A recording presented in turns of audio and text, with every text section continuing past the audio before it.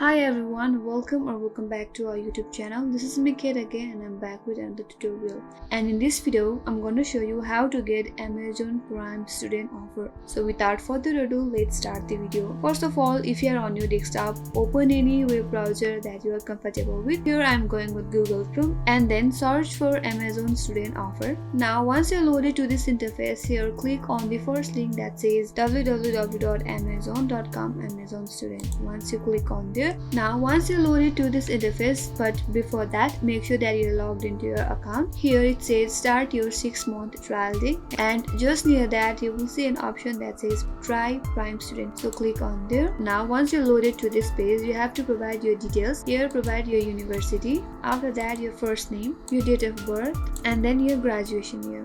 Now scroll down and you have to add your payment method. Then add any gift card or credit card to your payment method. Once you're done with all of this, click on continue and then you will be able to add a student Prime offer on your account. I hope this video helped you, and if you are new to our channel, do not forget to subscribe, like and hit the notification bell icon. Thank you for watching till the end. I will see you next time.